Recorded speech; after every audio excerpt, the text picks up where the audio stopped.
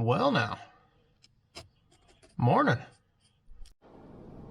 Well, as you can see, we got right around an inch of rain.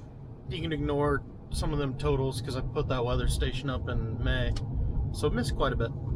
But yeah, we got pretty close to an inch across most of the farm. It sounds like some only got in the 3 to 5 tenths range, which sucks, but you know, whatever. Rain is rain. It came fairly fast, fairly hard, but it wasn't brutal, so the runoff was minimal, so that should have been a really helpful. I mean, look at the neighbor's sunflowers, they're standing beautiful, so you can tell it wasn't too brutal. Crops really needed it. We were getting dry. Unfortunately, we're getting to that part of the year where our irrigation water really slows down. Starting to wonder if we're going to be able to finish corn, get it to grain. I keep turning the camera. If we're going to be able to finish corn and get it to grain, or if it's all going to have to go to silage and we'll have to find grain elsewhere. Because, yeah, being dry, 100 degrees, when everything's going into pollination is not exactly ideal. But what in farming is ideal, right? So either way, I'm gonna go get me some breakfast and then figure out what the plan is today, because got some stuff I need to do to the house. Had a couple of leaks last night. Got to get those figured out. Well, spent the morning in the shop, so I didn't bother even trying to record anything there. Working on silage head, stuff like that. I'll show you some of that later. But here after lunch, first project was working on a few leaks in the house. So there was a crack running through that seam, which still bugs me that when it was repaired, instead of doing it right and chipping the brick out to actually make it a true joint, they just did a line. That's aggravating, because now it's not locked together at all. But so I did some sealing there, some mortar seal across the top of these windows. Next project on the to-do list is to get some new paint on this. Oh, let's own a home, they said. It'll be fun, they said. It's never-ending projects. But so I got that sealed up as best I could. Sealed a few small spots on the basement windows. We'll see. Hopefully that stops those leaks. Now I'm going to run to John Deere, go get some parts for the sprayer, see if Bart's got parts. Cat wants to say hi. Yeah. Anyways, let's go get parts. Alright, coming back from Deere. Got some O-rings, try and limit some leaks on the sprayer. Some more parts for the header for Bart. There's Cameron greasing his truck. He came wheeling in. That trailer was about 2, maybe 3 inches from hitting that door. I don't know why that door isn't up all the way. It thinks it's up all the way. So, yeah, we got really lucky there. But anyway, I'm going to go help Bart work on the head. And then once we quit working, I'll show you guys what we got going on. Here is Glenn's header, the 770 10 row. So, first thing we did, all new knives. Or blades, whichever, I call them both. Sorry if I confuse you that way. So we did every drum new. Then every drum has a gearbox. Then behind all these big ones is another gearbox, a transition gearbox. Then you've got the 4 in the back plus the drive, so there's a lot of gearboxes on it. Maddie went through while we were changing the knife. She went through, pulled the plug, checked for oil, or checked for, well, yeah, oil, but checked for metal because the plug is magnetic. If she didn't see any metal, we just shoved the plug back in, topped them back off. Not going to change all the oil this year because it doesn't need it. Now today's big part, because that was all Friday, Bart's been going through changing out all these cleaners, waiting on a few more to come because they're different sizes, so they didn't have everything we needed. Those will be here tomorrow. Now we're trying to fix these crop guides, get everything shimmed just right, but I mean by noon tomorrow, if all the cleaners come, we'll be done. So yeah, we'll have to put that shield back in here, protect that guy. But yeah, this head's, it's worn down, but it's in good shape. So we'll get this guy out. Glenn's chopper is ready. Then next up will be mine. We'll get my chopper through, then my header through. My header was brand new last year, so hopefully it's in really good shape as well. Yeah, Cameron had the truck in here, got it out. Then our other project, this black tarp is a new tarp for the little gravity wagon where we keep corn for the fat cattle that we're fattening up to go to slaughter. Oh, what did we have going this summer? Was there 12 down there? 12 fat cattle? Cameron's leaving, I can hear his music. But yeah, so we had like 12 calves down there we were feeding, so we were going through 10 bushel a day down there. So we've got a little wagon set up, so you just have to bucket it to the bunk rather than come up here where our ground corn is and take it down there. New tarp for it. Yeah, let's go see what the corn looks like. Hey guys, so it is the next afternoon.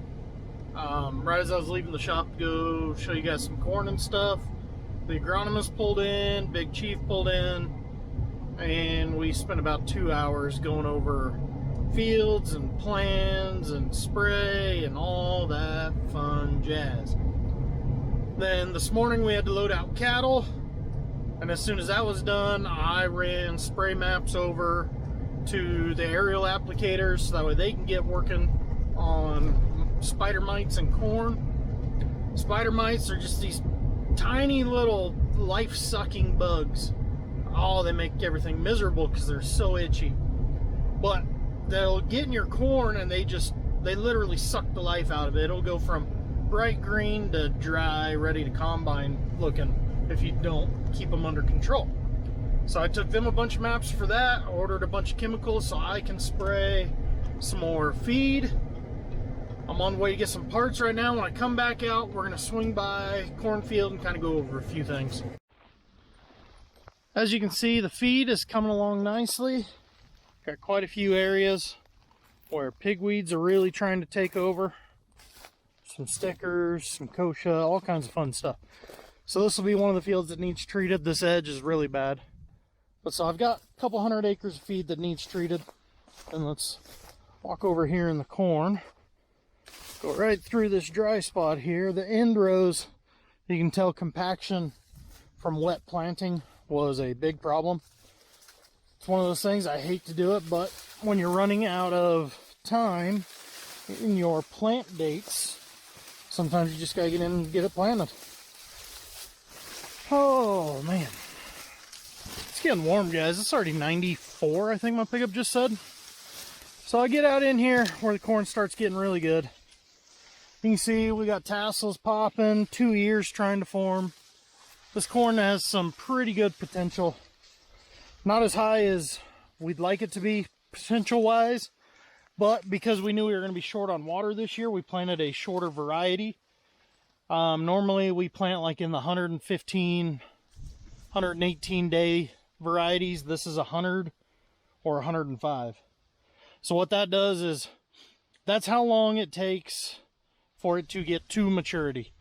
So cutting back the top 15, 20 days essentially, or 10 to 15 days, I mean, really cuts down on that top end yield, but we're hoping it'll actually get to filling these ears quicker. This field in particular has spider mites. I don't know if I can even find any after the rain. Yeah, there's a little colony right there. So right there, my thumb where it's kind of fuzzy. And what spider mites do is just, like I was saying, they suck the life out of it. So this field, along with several others, are going to get sprayed hopefully tomorrow. Then the other thing I wanted to talk about, so every farmer complains we need more rain. If you follow me on YouTube, I'm willing to bet you probably also follow Millennial Farmer, Larson Farms. Those are over in Minnesota. Montana, you got the Welkers, you got Tony Fast Ag. Sony Farms, hope I'm saying that right, is in the Dakotas. You got Mike Mitchell up in Canada. So there's a lot of farmers out here, and the one thing you will hear over and over and over is how we need moisture. Now, the one thing that's hard to do, though, is watching all that and think, well, your stuff looks green, his doesn't. He needs water more than you. And it's one of those things you try not to get into comparing this drought to that drought. Our region went through a drought from 2000 to 2013, which is a longer period of years in which we were drier than the Dust Bowl. So we know record-breaking drought, unfortunately, here in the Central Plains. Northern Plains, you guys are battling like hell through something like that now. I've seen the pictures and videos coming out of there. It's brutal what you guys are going through. But when I said our corn really needed that rain, and our feed and our hay, everything really needed that inch of rain we got, because right now corn's really easy to do the numbers on. Our corn is burning between 1.5 inches and 2 inches of water per week. Our irrigation, the way it's set up and the way it works, we can put on 1.5 inches, 1.75 inches every time we get a run of water. So we put on water a little over a week ago. Then this corn was starting to show signs of stress. The longer it stays stressed, especially during pollination, that starts limiting your yield potential. Our next run of water is still a couple days away. So what that rain did was essentially refill the profile to where this stuff can really be putting in the work, building that yield. Then as it burns through this, we got that run of water coming. And then we have to pray and hope for another rain either upstream so we get more canal water coming, or another rain here in 2 weeks. And that's the downside of trying to grow crops kind of in this region. Your spring is usually really good. This part of July, if the monsoon flow makes it up here, we're usually pretty good. But if the monsoon doesn't make it up here, this region really starts to suffer, because everything, 100 degrees the next 3 days, that corn is going to burn through at least 2 inches of water a week when it's 100 degrees and no humidity. Our humidity, if we're over 20% in the daytime, we don't know what to do with ourselves. So that is why it's hard to look at each video in comparison of drought, because every drought or dry spell affects every farm differently. So yeah, our crops are green where theirs are burning up, but at the same time ours was starting to lose yield potential. So you pray for rain, you pray for them to have rain, you pray for you to have rain, you pray for everyone to have rain. And it's just one of those deals, because I've gotten messages before, people saying, you don't know what dry is and this and that, and I go, trust me, Southeast Colorado, Southwest Kansas, the panhandles, we know drought. So we are truly grateful that we are having the year we are having, because if you were with me clear back in March, it was pretty desperate around here. So to be looking at green fields on the, what is today, 27th of July, I am truly grateful for that. Now let's just keep our fingers crossed, keep on praying that we can get this stuff all to finish off and have a good harvest.